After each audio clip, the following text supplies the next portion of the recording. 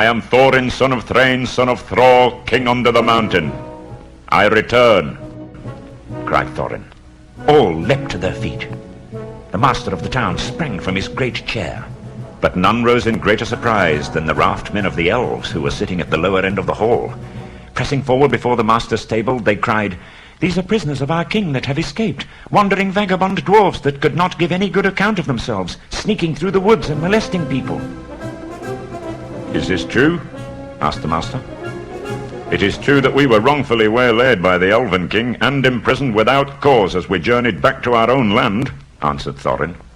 "But lock nor bar may hinder the homecoming spoken of old, nor is this town in the Wood Elves' realm.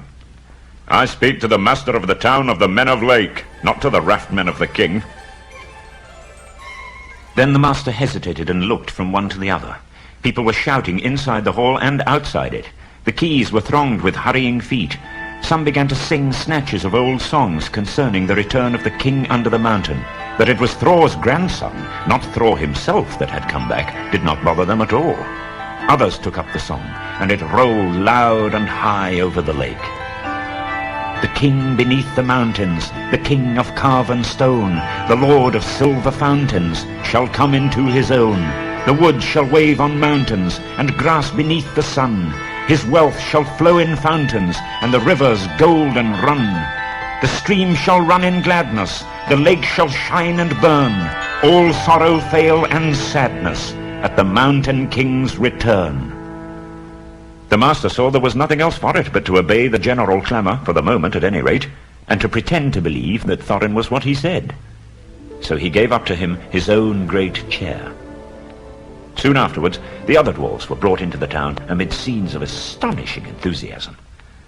Thorin looked and walked as if his kingdom was already regained, and Smaug chopped up into little pieces. The dwarves' good feeling towards the little hobbit grew stronger every day. There were no more groans or grumbles. They drank his health, and they patted him on the back, and they made a great fuss of him, which was just as well, for he was not feeling particularly cheerful. He had not forgotten the look of the mountain, nor the thought of the dragon. At the end of a fortnight, Thorin began to think of departure. Then for the first time the master was surprised and a little frightened, and he wondered if Thorin was, after all, really a descendant of the old kings. He had never thought that the dwarfs would actually dare to approach Smaug, but believed they were frauds who would sooner or later be discovered and turned out. "Let them go and bother Smaug, and see how he welcomes them," he thought. "Certainly, O Thorin Thrain's son, Thror's son," was what he said. "You must claim your own. What help we can offer shall be yours, and we trust to your gratitude when your kingdom is regained." Although autumn was now getting far on, and winds were cold, and leaves were falling fast, 3 large boats left Lake Town laden with rowers, dwarves, Mr. Baggins, and many provisions. The master and his councillors bade them farewell. People sang on the quays. The white oars dipped and splashed, and off they went on the last stage of their journey. The only person thoroughly unhappy was Bilbo.